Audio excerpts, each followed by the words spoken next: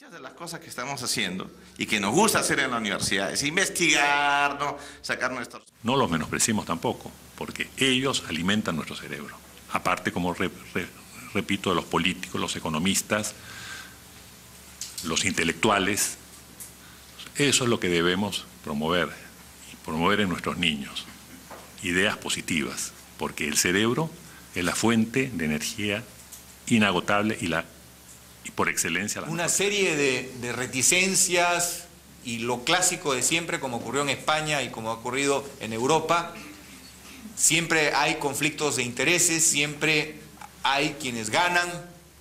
Como se gana fabricando armas en la guerra, también se gana generando energía con petróleo. La idea es convencerlos que sigan ganando, pero con una energía limpia. El punto es que esta foto de la realidad, que es económica, nos lleva a un tema preocupante. ¿Cuál es? Que casi el 5% del Producto Bruto Interno, exactamente 4,5% en el Perú, ya es un costo hoy. Eso se expresa en salud pública. Por ejemplo, la gran cantidad de familias que viven en la zona periférica, en los pueblos jóvenes, los niños utilizan como lugar de distracción el mismo sitio donde a una profundidad muy pequeña se depositan las basuras, los residuos. Entonces, por el movimiento de tierra, el clima, la lluvia, cualquiera de estos fenómenos, terminan las enfermedades infectocontagiosas y eso se genera en un costo en el sistema de salud que pagamos todos. Entonces, al final, la contaminación es un gran pasivo que obliga a acciones eficaces. Va verdaderamente a evitar los conflictos que hoy tenemos, porque la gente va a entender más, la percepción va a ser lo menos. Vamos a reforzar la ciencia, deberemos reforzar la ciencia y tecnología, porque debemos en algún momento salir de una economía primaria a ser mucho más amplia. Tenemos que aterrizar el concepto que el individuo es el verdadero responsable del deterioro ambiental. Mucho se dice, son las empresas, pero no se dan cuenta que nadie en Lima, por ejemplo, se preocupa a dónde va su basura. Y sin embargo, somos rápidos para acusar a otros. La razonabilidad y progresión en normas ambientales tiene que darse, y la inclusión social definitivamente con diálogo, respeto, ampliación de participación en mecanismos como el GRI, el ETOS, etcétera. Eso tiene que ir creciendo. Y finalmente, ahora sí, con la excusa del caso, las palabras de Víctor Hugo. El futuro tiene muchos nombres. Para los débiles es lo inalcanzable, para los temerosos lo desconocido. Tenemos que conseguir que la gente nos entienda y nosotros entender a la gente, porque el maltrato en los reclamos es más que frecuente, ¿no? La siguiente etapa y la más interesante que quería comentarles ahora es la que viene a continuación. Iniciamos esta segunda mitad del año, pero queremos ampliarla en los siguientes años. Es ya lo que comentaba Pedro Gamio, lo que ha comentado Aranda. Tenemos que involucrar, conseguir hacer investigación, desarrollo e innovación. Pero debemos hacerlo no solos nosotros, no tenemos las fuerzas. Tenemos que hacer con la universidad, la empresa, el gobierno, la sociedad civil. Esto es la etapa más ambiciosa en la que queremos trabajar para involucrar a todos y conseguir esa alineación de los astros, ¿no? Conseguir que toda la población de Lima, los niños, como también estaba comentado, es un punto excelente para convencer y que nos ayuden en esta campaña. Al final el agua va a ser para ellos, ¿no? Y nuestros descendientes. Todo involucrar a la población comience a tomar en cuenta la importancia del agua en su futuro, la necesidad de generar un valor agregado a lo que trabajamos en agua y llegar a un nuevo contrato que nos permita atenderles bien, cantidad, continuidad, calidad, que nos permita recoger los desagües y no enviar el agua al mar. El próximo año va a estar, este año ya comienza Taboada a operar, va a estar entregando 14 metros cúbicos por segundo el próximo año, algo que podría irrigar 28.000 hectáreas y lo vamos a estar entregando al mar. ¿Cómo cambiar todo eso? Necesitamos armar grupos, equipos en todo Lima y Callao de gente que quiera participar en ello. Y es nuestra campaña, va a ser nuestra principal campaña para conseguir que nuestra empresa contribuya de manera efectiva a que la gente esté mejor atendida y de paso que tome más en cuenta lo que es el trabajar en pos del ambiente, en pos de un buen ambiente. Creo que no basta con que reglas, procedimientos, tenemos que conseguir que eso que tenemos en reglas y procedimientos, esos ISO, estén también en el corazón. Es cierto que probablemente estas compañías hayan empezado el programa porque se lo pedimos, y eso no me cabe duda. Quizás alguna haya empezado por una conciencia de que podría estar bien. Yo en este momento podría afirmar, podría traer a varias personas que podrían decir que realmente esto les ha cambiado un poco su enfoque y les ha permitido mejorar su operación y ser, digamos, atractivos para otros proyectos mineros, no solamente en el Perú, sino afuera, donde están yéndose a trabajar algunos en otros países, llevando el esquema porque a las compañías, como escuchábamos a Carlos, como escuchábamos sobre todo a Carlos Aranda hablando de las tendencias de protección, de desarrollo sostenible, ya nos interesa a las compañías contratar gente que ya entienda ese vocabulario, ¿no es cierto? Entonces, un poco más, simplemente ahí lo que vemos es iniciativas, y ahí yo termino con solamente presentando eso es un librito de iniciativas, es un manual de buenas prácticas donde los transportistas presentan sus buenas prácticas, hacen un compendio, eligen las mejores y publican para uso de ellos y para uso de todos buenas prácticas en lo que es el transporte.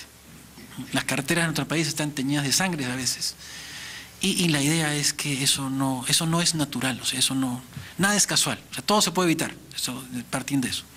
Entonces, esto un poco representa la responsabilidad de que nosotros podemos hacer de las carreteras del país, en este caso de las carreteras que van hacia las minas, en este caso de la carretera que va hacia Antamina, una ruta no solamente segura, como decimos, sino una ruta también humana. Nosotros tenemos que cambiar para ello nuestro patrón de consumo. Creo que se ha estado hablando mucho de producción y consumo sostenible, ¿no? Entonces, y en la mañana escuchaba así que hay que cambiar nuestra manera de pensar, ¿no?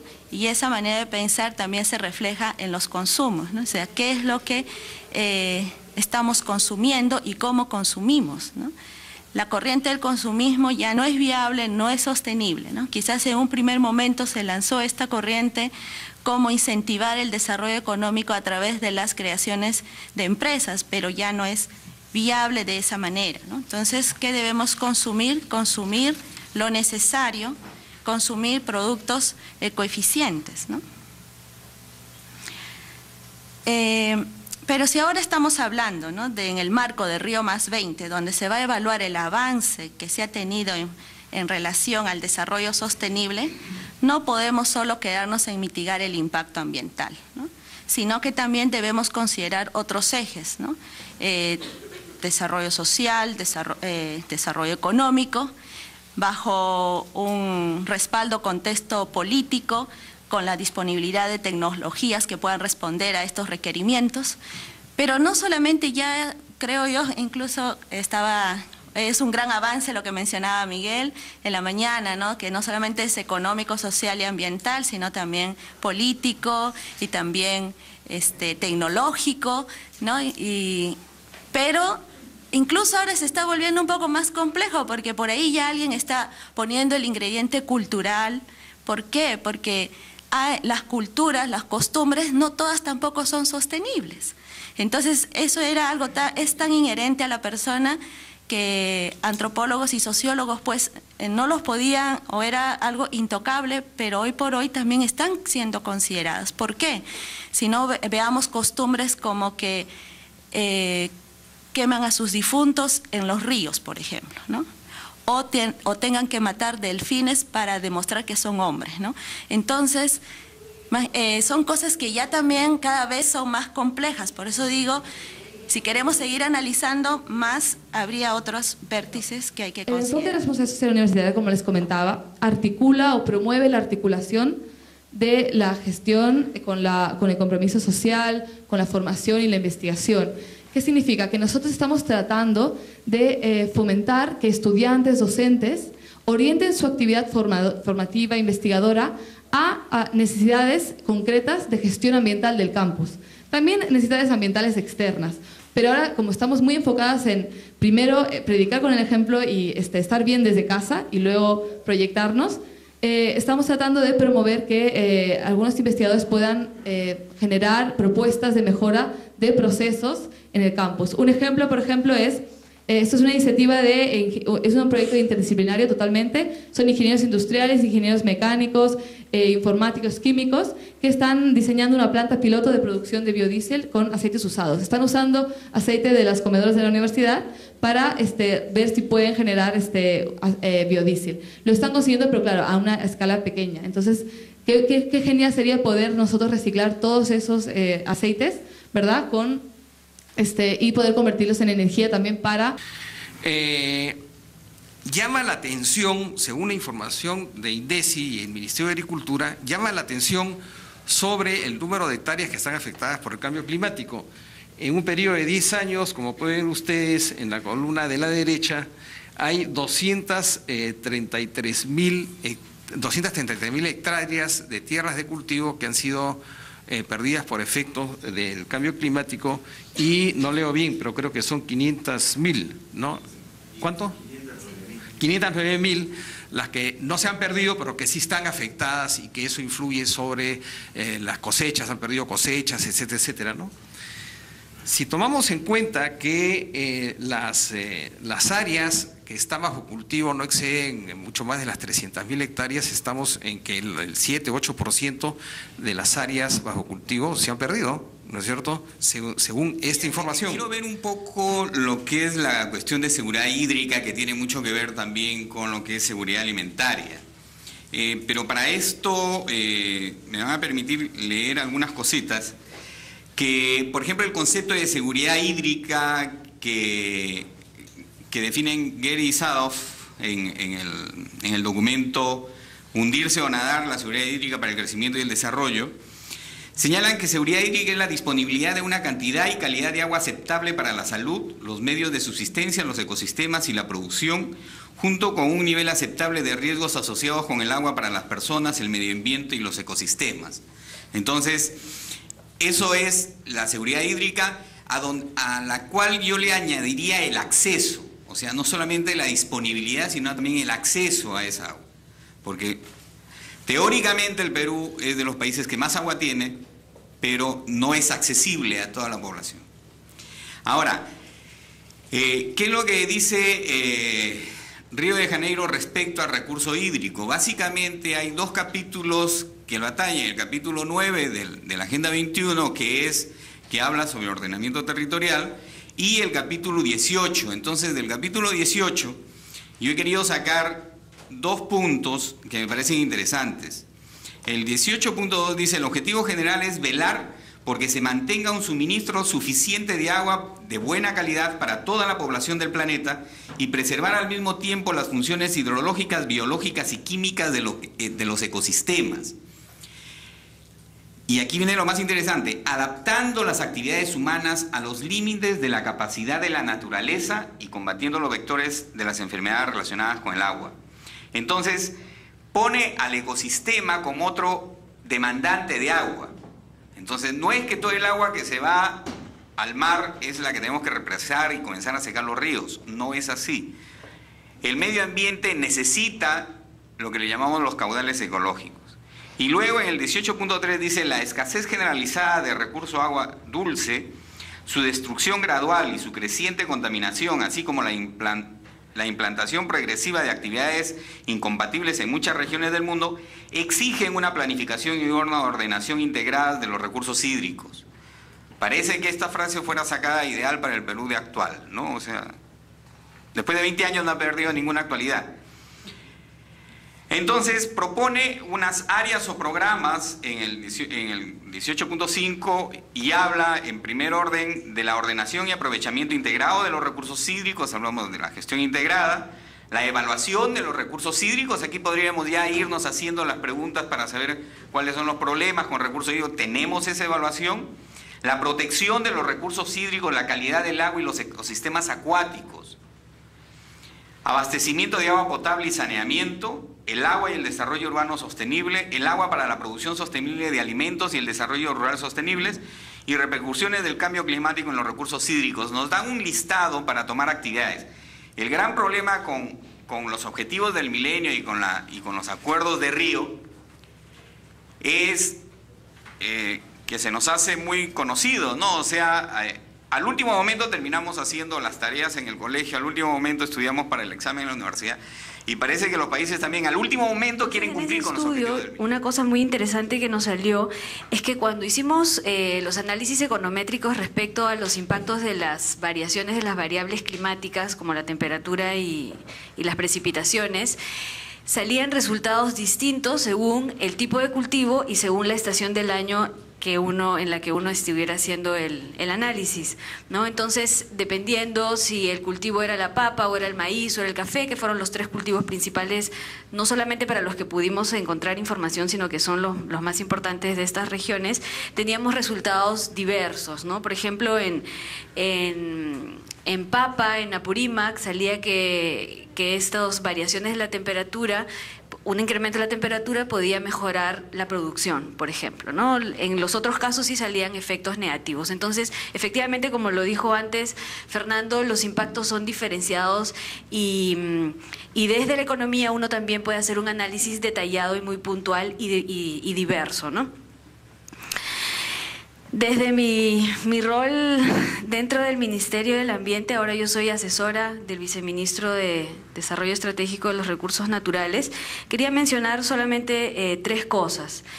Y están relacionadas a las preguntas que ha hecho, un par de preguntas que ha hecho Fernando y una observación que ha hecho Francisco Soto, ¿no? Entonces, desde el Ministerio se ve que el tema de ordenamiento territorial es sumamente importante y no voy a entrar al tema porque no es mi tema, hay un director de ordenamiento territorial, ya se han estado haciendo además declaraciones respecto al tema, solamente quería enfatizar un punto, y es que el ordenamiento territorial no debe ser entendido como una herramienta que distribuye el territorio en colores y que bajo esos colores solamente se puede hacer determinada actividad, ¿no? Es más una herramienta, primero, que es dinámica, en segundo lugar, que es como una herramienta que permite espacializar las políticas públicas, ¿no? Y entendiendo las políticas públicas como aquellas políticas que tienen que ver con lo que la gente también decide sobre su territorio. ¿Es posible un desarrollo humano sostenible en el Perú del siglo XXI? Y ahí yo quisiera recordar las posiciones y criterios de los colegas que nos han antecedido, también subrayar que cada una de sus afirmaciones ha sido sustentada desde su propia experiencia científica y técnica. Optimistas y pesimistas han dialogado serenamente. Bueno es recordar la doctora Fabiola León Velarde, que citó a Matt Ridley en su obra El optimista racional, quien en la boca de Thomas Babington Macaulay nos pregunta hoy ¿qué principio nos lleva cuando tras nosotros vemos solo mejoras a esperar solo deterioro por delante? También al doctor Pablo Secada, con el ecologista escéptico de Lombok, que nos demuestra que el estado del planeta y la humanidad no es tan catastrófico como solemos creer y que muchos problemas se han ido solucionando. Pero también las alertas muy claras de varios de los conferencistas, como los doctores Antonio Prat, Guido Boggio, Juan Torres, Ana Sabogal, Fernando Roca, entre otros, sobre el deterioro de nuestros ecosistemas y la pérdida del bienestar. Inclusive hemos visualizado el tremendo impacto que significa hoy en nuestro país los cultivos de coca y el narcoterrorismo. Otros de los conferencistas compartieron lecciones aprendidas y buenas prácticas y un último grupo planteó preguntas e hicieron propuestas. Después de tan ricos aportes, nos queda la pregunta. No es una pregunta nueva ni para nuestro país ni para el mundo. En nuestro país anima desde la independencia los debates del Congreso de la República, de los ministerios, gobiernos regionales, locales, de las universidades nuestras. Basta ver el número de diplomados y maestrías en desarrollo existentes hoy.